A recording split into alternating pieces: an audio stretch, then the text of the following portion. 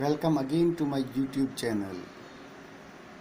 यदि अभी तक आपने मेरे इस यूट्यूब चैनल को सब्सक्राइब नहीं किया है तो अभी सब्सक्राइब करें और मेरे लेटेस्ट वीडियोस पाने के लिए बेल आइकन पर क्लिक करें। तो मित्रों, आज का टॉपिक जो लिया है मैंने, present perfect continue.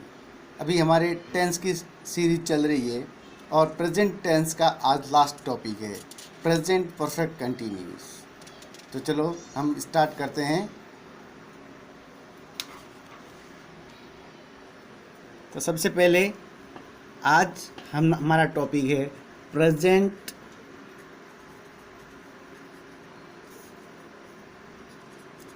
Perfect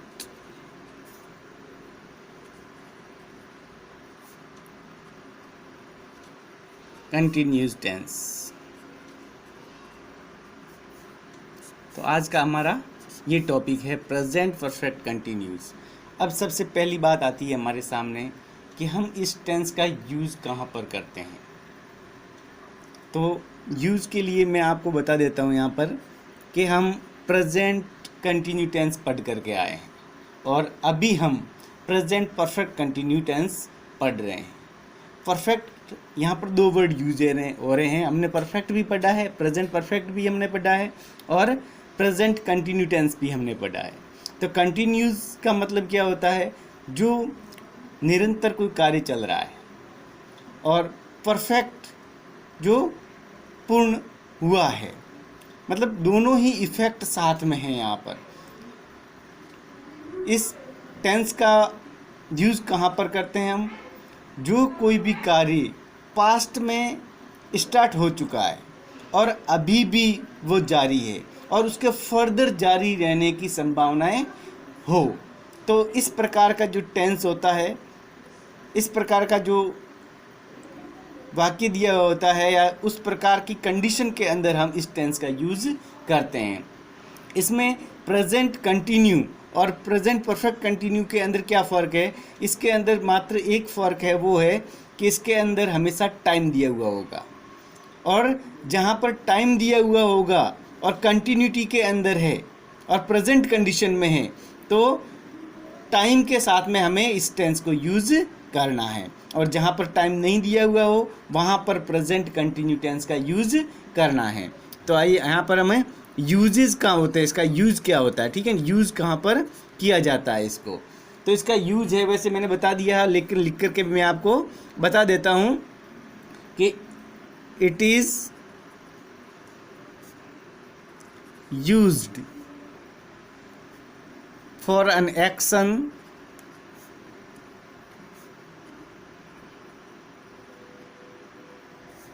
or activity which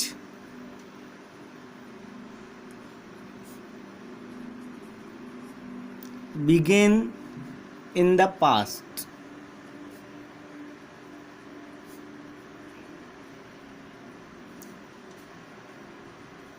and is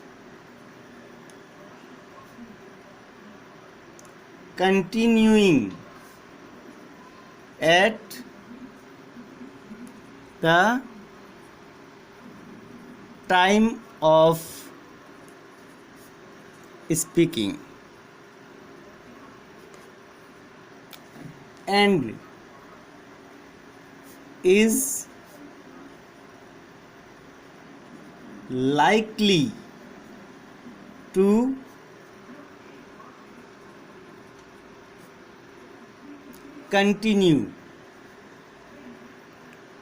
continue further,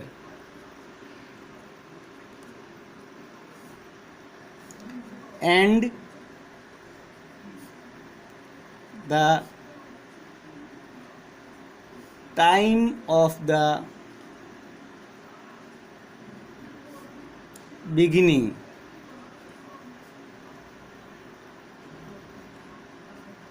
of the action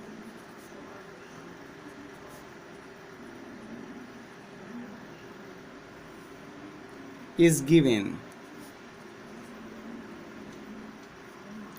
इस कंडीशन के अंदर हम प्रेजेंट परफेक्ट कंटिन्यू टेंस का यूज़ करते हैं।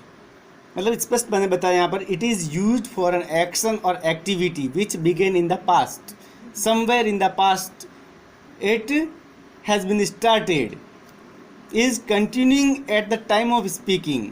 लेकिन जब हम बोल रहे हैं उस वक्त वो कंटिन्यूटी में हो, and is likely to continue further, और उसका आगे भी जारी रहने की संभावना हो, and the time of beginning of the action is given, और यहाँ पर टाइम दिया हुआ होगा एक्शन का कि एक्शन है वो कब स्टार्ट हुआ है, किस समय पर है वो स्टार्ट हुआ है। तो उस कंडीशन के अंदर हम यहाँ पर प्रेजेंट परफेक्ट कंटिन्यू टेंस का यूज करते हैं यहाँ पर। अब सबसे पहले बात आती है हमारे सामने कि हम इसका टेंस सेंटेंसेस है वो किस प्रकार से बनाते हैं। वैसे मैंने आपको पैटर्न या जो सेंटेंस स्ट्रक्चर होता है वो आपको बताया है मैंने आगे भी, और इसके अंदर थोड़ा सा चेंज होता है, वो हेल्पिंग वर्ब में और मेन वर्ब में वो चेंज होता है, वो आपको ध्यान रखना है। तो यहाँ पर एक पिछले मैंने जो वीडियो बनाए हैं उस वीडियोज़ के अंदर मैंने आपको बताया था कि कंटिन्यूस वर्ड जहाँ यूज़ होता है वहाँ पर वर्ब की हमेशा first form plus ING use करनी है। तो जहाँ पर कंटिन्यू टेंस हो, जहाँ पर कंटिन्यूस टेंस हो वहाँ पर हमें वर्ब की फर्स्ट फॉर्म लेनी है, वर्ब की फर्स्ट फॉर्म, और उसके साथ में हमें आईएनजी ऐड करना है। तो ये आपको अच्छी प्रकार से याद भी होगा अभी भी कि जहाँ पर कंटिन्यू टेंस यूज़ हो रहा है वहाँ पर वर्ब प्लस आईएनजी का यूज़ करना है हमें। अब इसके पैटर्न की बात करते हैं हम। तो पैटर्न सेंटेंस पैटर्न क्या होगा, सबसे पहले हमेशा हम सब्जेक्ट लेते हैं और उसके बाद में हेल्पिंग वर्ब आती है, और हेल्पिंग वर्ब के बाद में मेन वर्ब आती है, और मेन वर्ब के बाद में हम ऑब्जेक्ट लेते हैं या फिर रिमाइनिंग जो भी है, मतलब टाइम क्लोज वगैरह लगाते हैं वो हम लेते हैं। तो इस प्रकार से एक सेंटेंस है वो कंप्लीट होता है। तो यहाँ पर सब्जेक्ट के आधार पर हमें हेल्पिंग वर्ब लेनी है, और हेल्पिंग वर्ब कैसे लेनी है इसका हम पहले जो टेंस पढ़ चुके हैं, और उसके अंदर किस प्रकार से, जैसे प्रेजेंट परफेक्ट टेंस के अंदर हमने हैज और हैव का यूज़ किया था, उसी प्रकार से यहाँ पर वही हेल्पिंग वर्ब काम में लेनी है, लेकिन उनके साथ में एक नया वर्ड यूज होगा, वो है बीन। तो बीन जोड़ करके हैज़ बीन और हैव बीन, ये दो नई हेल्पिंग वर्ब होगी यहाँ पर, और मेन वर्ब है वो वर्ब की first form plus ING use होती है यहाँ पर। तो यहाँ पर यदि रूल फर्स्ट जो कह रहा है वो क्या कह रहा है, रूल फर्स्ट है वो कह रहा है यदि if subject is he she it और सिंगुलर सब्जेक्ट,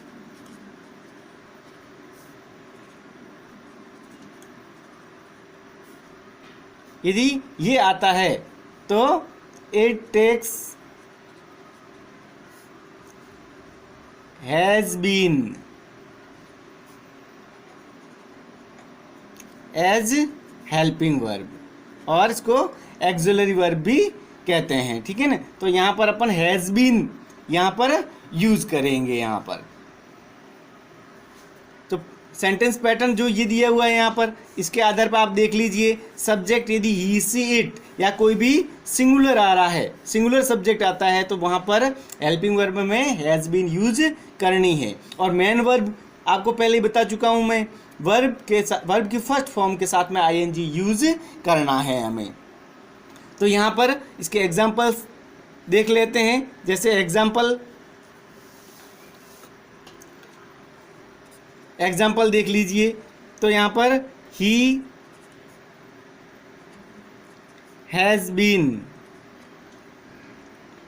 अब यहाँ पर एक बात और ध्यान रखनी है यहाँ पर कि ये जो आ रहा है हेल्पिंग वर्ब आ गई, मेन वर्ब आ गई, लेकिन इनके साथ में यहाँ पर टाइम क्लोज को दिखाने के लिए, जैसे जो भी टाइम क्लोज लगता है, जैसे ठीक है टाइम आएगा इसके साथ में, अभी मैंने पहले क्लियर किया आपको कि कंटिन्यू टेंस है और परफेक्ट कंटिन्यू, इनके अंदर फ़र्क क्या होगा, एक टाइम का फ़र्क होगा, ठीक है ना। जहाँ पर हम टाइम बताएंगे वहाँ पर हमें परफेक्ट कंटिन्यू का यूज़ करना है, जहाँ टाइम नहीं बताएंगे वहाँ पर सिर्फ प्रेजेंट कंटिन्यू का यूज़ करना है। तो जहाँ पर टाइम को शो करना है इससे पहले हमें यहाँ पर एक सिंस और फॉर का यूज़ करना है, सिंस और फॉर का। ये पहले टेंस में भी हमने पढ़ा था प्रेजेंट परफेक्ट में, और मैंने आपको वहाँ पर भी क्लियर किया था कि सिंस का यूज़ है कहाँ पर होगा, पॉइंट ऑफ टाइम के लिए, और फॉर का यूज़ कहाँ होगा, पीरियड ऑफ टाइम के लिए, ठीक है। तो उसी प्रकार से यहाँ पर ऑब्जेक्ट के बाद में टाइम क्लोज से पहले सिंस और फॉर का यूज़ किया जाएगा इसके अंदर भी। तो यहाँ पर देख लीजिए सेंटेंस बना रहे हैं हम यहाँ पर, he has been reading a book for 2 hours।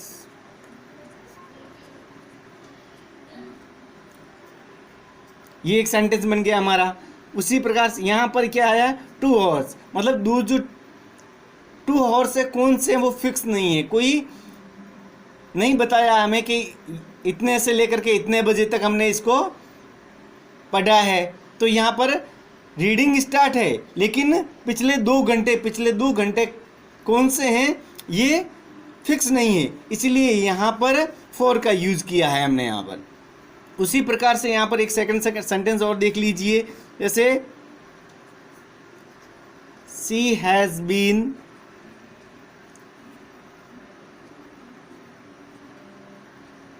Watching TV since morning. तो यहाँ पर सी हैज़ बीन, ये हैज़ बीन का यूज हो गया हेल्पिंग वर्ब का, यहाँ पर ये हेल्पिंग वर्ब आ गई है हमारे यहाँ पर। फर्स्ट फॉर्म प्लस वर्ब की जो वर्ब है वो वर्ब की फर्स्ट फॉर्म, और इसके साथ में आईएनजी का यूज़ किया है। फिर ऑब्जेक्ट आ गया यहाँ पर, और टाइम क्लोज है, टाइम क्लोज से पहले हमने यहाँ पर सिंस का यूज़ किया है। तो यहाँ पर ये टाइम आ गया यहाँ पर, और टाइम से पहले हमने यहाँ पर सिंस का यूज़ किया। सिंस क्यों किया है, क्योंकि मॉर्निंग एक फिक्स टाइम दिया हुआ है यहाँ पर। तो इसके अलावा और भी बहुत सारी चीज़ें हैं, जैसे यहाँ पर कोई भी ईयर लिखा हुआ हो, जैसे 2000, 2001, 2002, इस प्रकार से 1997, इस प्रकार से जो भी टाइम लिखा हुआ हो। जैसे इसके अलावा 10 o'clock, 11 o'clock, 9 o'clock, 7 o'clock, इस प्रकार का टाइम है तो भी हम यहाँ पर सिंस का यूज़ करते हैं। फिक्स टाइम मंथ के लिए, जैसे यहाँ पर कोई भी मंथ का नाम दिया हुआ है तो वहाँ पर भी हम यहाँ पर यूज़ सिंस का यूज़ करते हैं। जैसे मंथ के नाम दे दिए, वीक के नाम दे दिए, मंडे, ट्यूसडे, इस प्रकार से।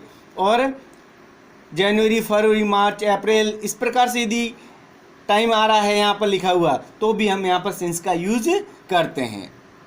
तो ये क्लियर हो गया होगा आपको कि यहाँ पर सब्जेक्ट के साथ में, सब्जेक्ट यदि ही सी इट आता है तो उसके साथ में हैज़ बीन यूज़ करना है हमें, और उसके बाद में वर्ब की फर्स्ट फॉर्म के साथ में आईएनजी लगाना है, ऑब्जेक्ट, और उसके बाद में टाइम के साथ में सिंस और फॉर का यूज़ करना है हमें। तो इस प्रकार से ये सेंटेंस है वो आसानी से बन जाएंगे हमारे। उसी प्रकार से रूल सेकंड जो है, सेकंड रूल क्या कहता है हमारा, सेकंड रूल कह रहा है if subject is I, we, you, they और प्लूरल सब्जेक्ट,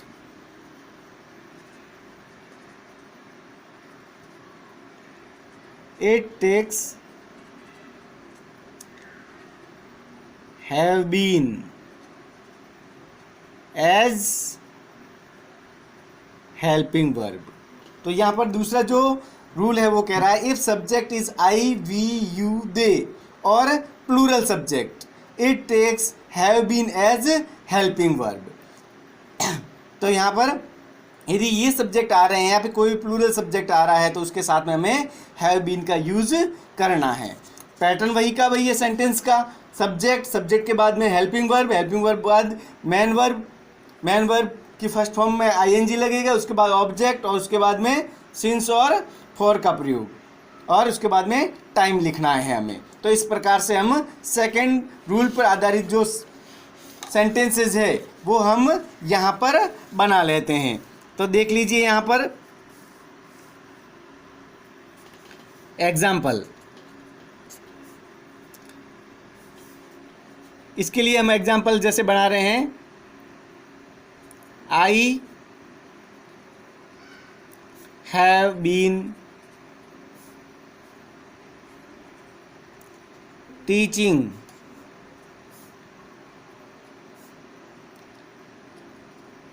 इंग्लिश सिंस 2010। ये एक सेंटेंस बन गया। आई सब्जेक्ट आ गया यहाँ पर, और सब्जेक्ट के साथ में हमने हैव बीन लिया है यहाँ पर। सब्जेक्ट यदि आई, वी, यू, दे या फिर कोई भी प्लूरल सब्जेक्ट आता है तो उसके साथ में हम हैव बीन यूज करते हैं। ये वर्ब की फर्स्ट फॉर्म वर्ब आ गई, मैन वर्ब यहाँ पर, और मैन वर्ब के साथ फर्स्ट फॉर्म के साथ में आईएनजी यूज किया। ऑब्जेक्ट, और ऑब्जेक्ट के बाद में यहाँ पर लास्ट में देख लीजिए टाइम दिया हुआ है यहाँ पर, और टाइम के साथ में हमने यहाँ पर सिंस का यूज किया है यहाँ पर। तो उसी प्रकार से दूसरा एग्जाम्पल और देख सकते हैं, जैसे we have been playing football for 1 hour। यहाँ पर देख लीजिए प्लूरल सब्जेक्ट आ रहा है यहाँ पर वी, और उसके साथ में हेल्पिंग वर्ब हमने हैव बीन ले लिए। वर्ब की फर्स्ट फॉर्म प्लस आईएनजी, उसके बाद में ऑब्जेक्ट, और ऑब्जेक्ट के बाद में जो टाइम आ रहा है, टाइम से पहले हमने यहाँ पर फॉर का यूज किया है, तो सिंस और फॉर का यूज भी यहाँ पर होगा। तो इस प्रकार से हम इस प्रेजेंट परफेक्ट कंटिन्यू टेंस के सेंटेंसेस इस प्रकार से बना सकते हैं। आप भी प्रैक्टिस कीजिए और ज़्यादा से ज़्यादा सेंटेंस बनाने की कोशिश कीजिए।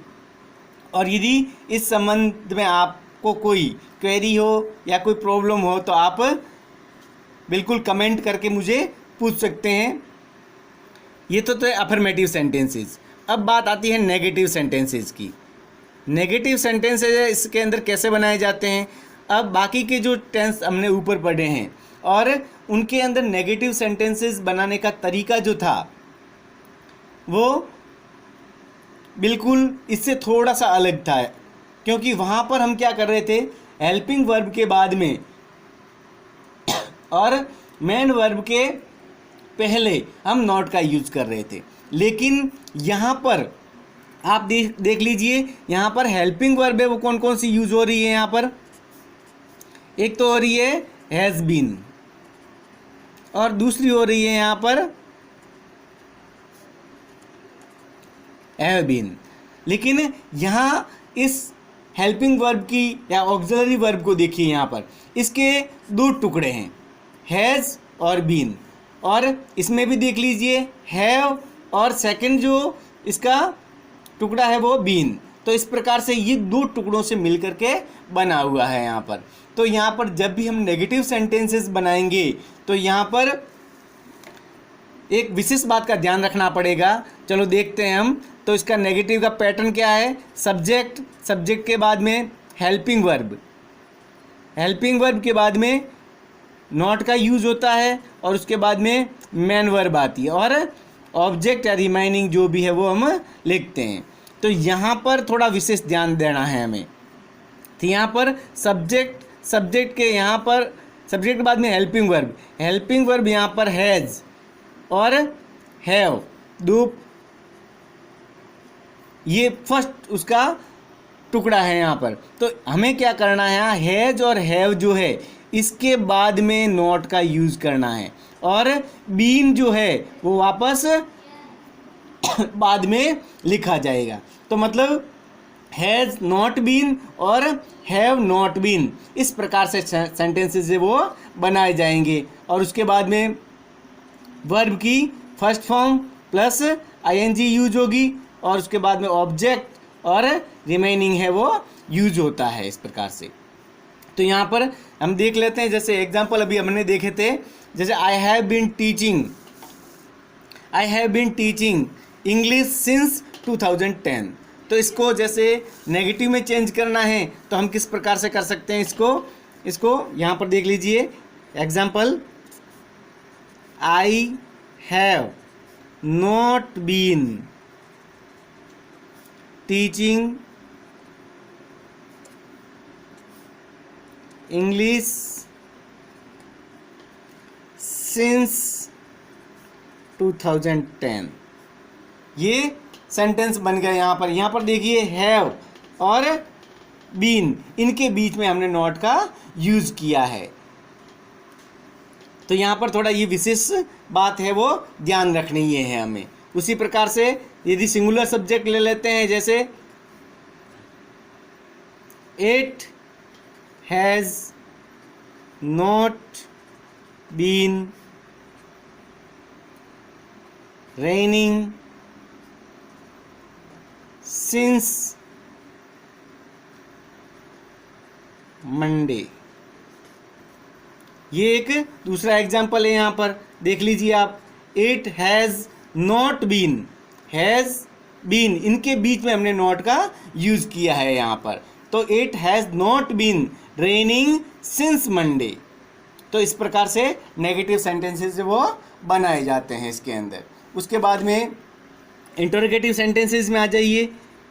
इंटरोगेटिव सेंटेंसेस में जो रिटोरिकल क्वेश्चंस बनते हैं वो किस प्रकार से बनते हैं, तो इसमें इसका पैटर्न क्या है, सबसे पहले देख लीजिए। हेल्पिंग वर्ब सबसे आगे आती है, उसके बाद में सब्जेक्ट आता है और उसके बाद में मेन वर्ब आती है और उसके बाद में ऑब्जेक्ट और रिमाइनिंग है वो आता है।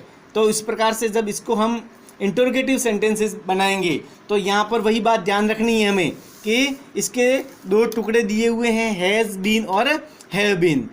तो जब भी हम हेल्पिंग वर्ब को आगे लाएंगे तो उनमें से एक टुकड़ा है वो आगे आएगा। तो या तो यहाँ जब क्वेश्चन रिटोरिकल बनेंगे तो हैज़ या हैव से स्टार्ट होगा, उसके बाद में सब्जेक्ट आ जाएगा और सब्जेक्ट के बाद में बीन आएगा यहाँ पर, और उसके बाद में मेन वर्ब वही first form plus ING use होगी और उसके बाद में ऑब्जेक्ट यूज करना है हमें, या रिमेनिंग है वो टाइम क्लोज लगा करके सेंटेंस को कंप्लीट करना है हमें। तो इस प्रकार से ये सेंटेंसेस बन जाएंगे। जैसे यहाँ पर जैसे इसी को रिटोरिकल में चेंज करना है तो has it been raining since Monday, और अंत के अंदर हमें क्वेश्चन मार्क लगाना है। क्वेश्चन मार्क लगाना नहीं भूलना है हमें, क्योंकि ये एक क्वेश्चन बन गया है। तो has it been raining since Monday, तो ये एक रिटोरिकल क्वेश्चन बन गया है। उसी प्रकार से बाकी के क्वेश्चन हैं वो भी हम बना सकते हैं, चाहे सब्जेक्ट के आधार पर ध्यान रखना है। यहाँ पर यदि प्लूरल सब्जेक्ट आ रहा है तो यहाँ पर हैव आ जाएगा, बस सिर्फ यही चेंजेस इसके अंदर होगा।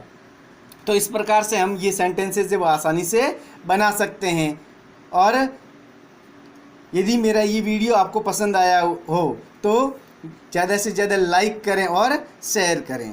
Thank you.